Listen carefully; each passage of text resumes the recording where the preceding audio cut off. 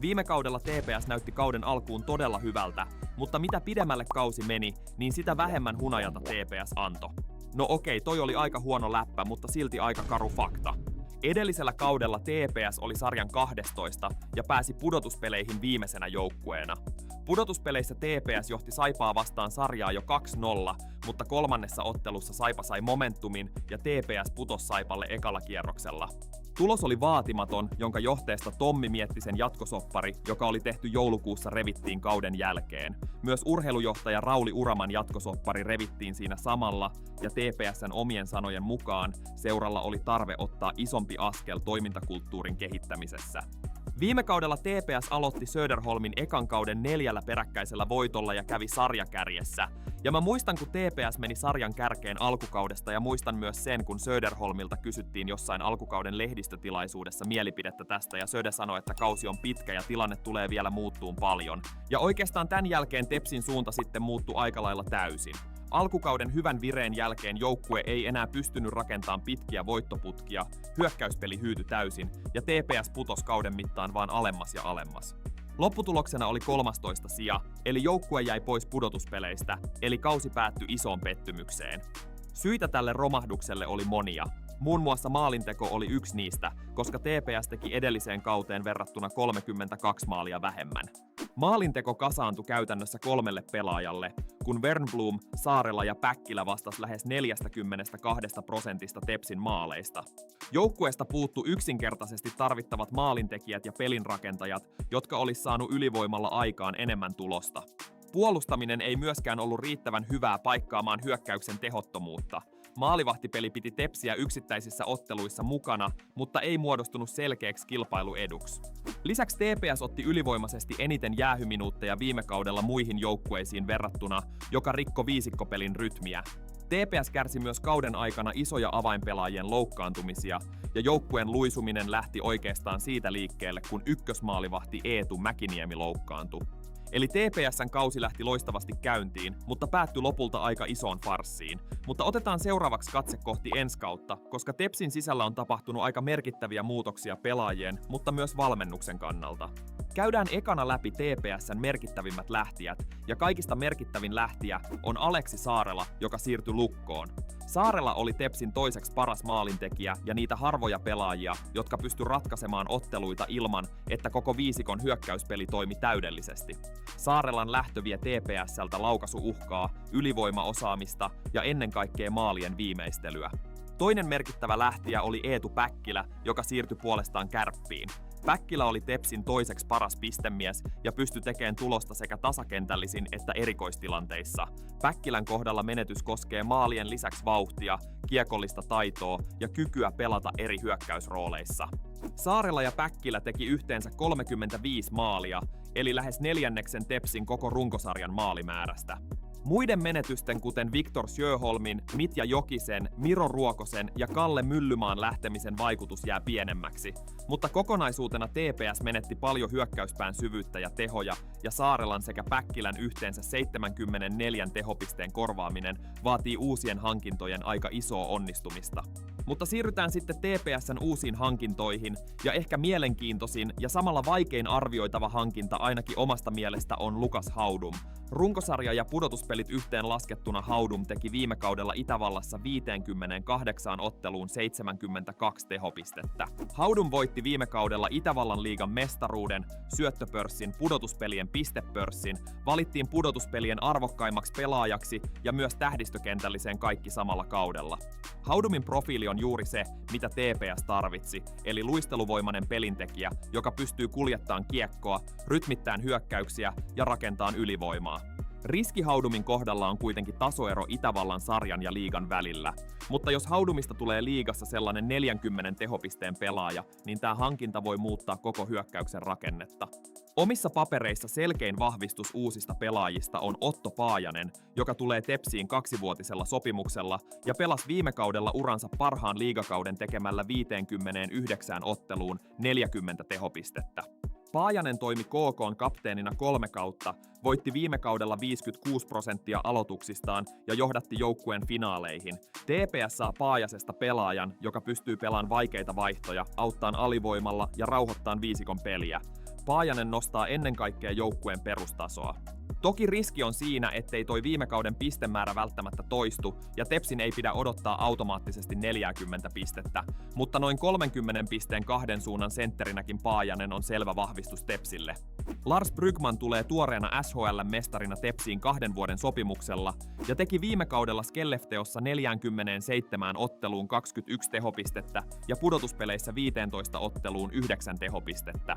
Liigasta Brygman on jo aiemmin tuttu nimi Pelicansista, jossa Brygman toimi kapteenina edelliskaudella. Brygman tuo kokoa, kamppailuvoimaa, maalin eduspelaamista ja kykyä pelata kahteen suuntaan.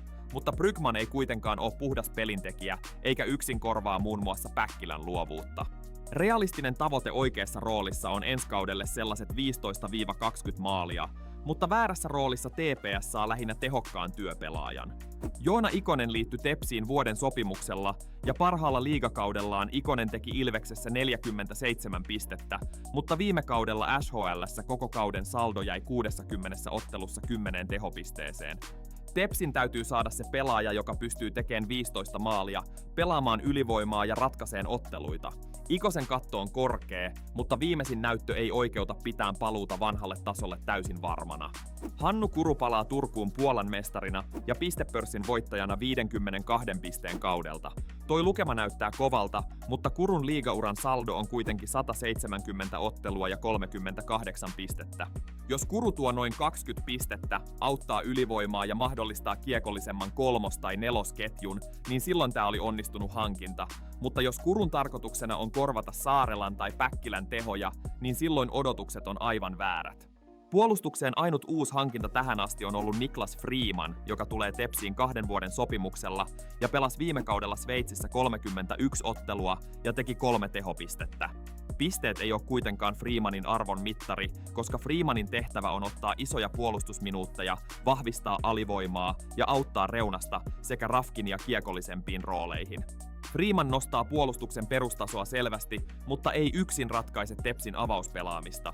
Lisäksi Freemanin ottelumäärä jäi viime kaudella vain 31, joten 64 ottelun runkosarjasta voi tulla haaste. Markus Ruusu teki vuoden mittaisen jatkosopparin Tepsin kanssa ja pelasi viime kauden lopulla Tepsin maalilla 3 ottelua 90 torjuntaprosentilla. Tää näyttö on liian pieni todistaan juuri mitään, mutta Ruusulla on kuitenkin kokemusta liigasta. Toki kyse ei ole todistetusta liigatason ykkösvahdista, vaan Ruusu tulee oleen enintään kakkosmaalivahdin roolissa. Kokonaisuutena Tepsin kokoonpano näyttää siis tältä, eli hyökkäys on viime kautta tasapainoisempi, mutta sen todellinen tuloskatto on edelleen kysymysmerkki. Keskikaista on vahvistunut selvästi Haudumin ja Paajasen myötä. Haudumin tehtävä on tuoda peliin luovuutta, vauhtia ja ratkaisuja ylivoimalle, kun taas Paajanen antaa hyökkäykselle rakennetta ja kahden suunnan luotettavuutta. Laitureista Wernbloom on edelleen tärkein maalintekijä. Brygman tuo suoraviivaisuutta, kamppailuvoimaa ja maalin eduspelaamista, ja Ikoselta odotetaan paluuta tulosta tekevään rooliin. Yliniemellä on mahdollisuus ottaa seuraava askel, mutta TPS ei voi jättää hyökkäystä Yliniemen kehityksen varaan. Puolustuksessa Freeman tuo kaivattua vakautta, kokemusta ja oman alueen varmuutta, joka antaa Reunaselle ja Rafkinille paremmat mahdollisuudet keskittyä kiekolliseen pelaamiseen ja hyökkäysten käynnistämiseen. Lauritsen vahvistaa maalin edustaa, mutta puolustuksen liikkuvuus ja paineensietokyky voi ajoittain joutua testiin. Tepsillä on riittävästi puolustajia, mutta kiekollinen vastuu on edelleen melko harvojen pelaajien harteilla. Jos Reunanen tai Rafkin loukkaantuu, niin avauspelaaminen voi muuttua vaikeaksi. Lisäksi Alexis Binnerin, joka puuttuu tästä listasta, pitäisi tehdä jatkosoppari pian Tepsin kanssa, joka tulee oleen hyvä kiinnitys. Maalilla lähtökohtainen kaksikko on Mäkiniemi ja Ruusu. Mäkiniemellä on kyky ottaa ykkösvahdin rooli, mutta Mäkiniemen pitää osoittaa pystyvänsä kantaan vastuuta tasaisesti läpi pitkän kauden. Ruusu on käyttökelpoinen kakkonen, mutta ei ole vielä todistanut olevansa varma liigatason voittava maalivahti. Valja Niittymäki voi antaa myös hyvää haastetta kakkosmaalivahdin roolista, jos taso riittää. Ensi kausi tulee oleen Toni Söderholmin toinen kausi, ja Söderholmin tavoitteena on ollut aktiivinen ja nopea peli, jossa vastustajalta viedään aika pois. Viime kaudella sitä nähtiin ajoittain, erityisesti alussa, mutta ei riittävästi kauden edetessä. Valmennuksessa on tapahtunut muutoksia, kun koko apuvalmennus on laitettu uusiksi, kun Söderholm saa ensi kaudeksi avukseen Kimmo Rintasen ja Riku-Petteri Lehtosen. Matti Tiilikainen siirtyi Tapparaan ja Sami Salo sai myös lähtöpassit. Mikko Koivu siirtyy vahvemmin pelaajakehitykseen ja tämä muutos on looginen vastaus viime kauteen. Rintasen vastuuseen tuodaan nimenomaan hyökkäyspelin ja erikoistilanteiden osaamista. Lehtonen sen sijaan palaa takas liigaan valmentamaan Tepsin junnujen päävalmentajan paikalta, ja Lehtoselta löytyy apuvalmentajana 1 liigan mestaruus Tepsistä ja päävalmentajana 4 Italian mestaruutta. Joten nyt kun kokoonpano on ainakin tältä osin käyty läpi, niin käydään seuraavaksi läpi Tepsin ensi kauden vahvuudet, riskit ja realistinen sijoitus. Lähdetään liikkeelle vahvuuksista, ja TPS:n suurin vahvuus on se, että joukkueen rakenne näyttää viime kautta paremmalta. Sentteriosasto on Haudumin ja Paajasen myötä selvästi vahvempi, eikä Yliniemen tarvitse enää kantaa liian suurta vastuuta yksin. Brygman tuo hyökkäykseen kamppailuvoimaa, Freeman vakauttaa puolustusta ja Wernbloom on jo osoittanut pystyvänsä tekemään kovia tehoja. Toinen vahvuus on kokemus. Joukkueessa on nyt enemmän pelaajia, jotka tuntee kovat ottelut ja pystyy pelaamaan eri rooleissa. Mutta sitten on riskit, ja Tepsin kohdalla suurin riski on hyökkäyksen tuloskatto. Saarela ja Päkkilä vei mukanaan todella paljon tehoja, eikä yksikään näistä uusista hankinnoista ole varma korvaaja. TPS tarvitsee Haudumilta onnistuneen sarjatasovaihdoksen, Ikoselta paluun lähelle vanhaa tasoaan ja Yliniemeltä uuden kehitysaskeleen. Jos 2 näistä 3 epäonnistuu, niin Tepsin hyökkäys voi jäädä jälleen liian riippuvaiseksi Wernbloomista.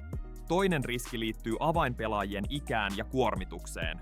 Paajanen, Brygman, Freeman, Lauritsen ja Savinainen tuo kokemusta, mutta 64 ottelun kaudella poissaolojen ja tason vaihtelun riski kasvaa. Ja kolmantena riskinä on maalivahtiosasto, joka ei myöskään näyttäydy selvänä kilpailuetuna. Entä sitten TPS:n realistinen sijoitus ensi kaudelle? No itse sijoittaisin Tepsin todennäköisimmin sijalle 12. Joukkue on vahvistunut, mutta myös kilpailu pudotuspelipaikoista tulee oleen kovaa. TPS voi palata pudotuspeleihin, mutta en pitäisi sitä vielä varmana pudotuspelijoukkueena. Tää 12 sija on sellainen varovainen, mutta hyvin realistinen arvio.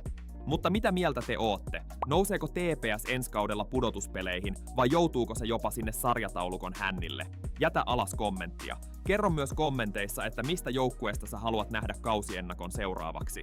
Kannattaa käydä liittymässä meidän Discordiin videon kuvauksessa olevasta linkistä. Arvostaisin myös, jos pistät kanavan tilaukseen ja jätät videolle tykkäyksen.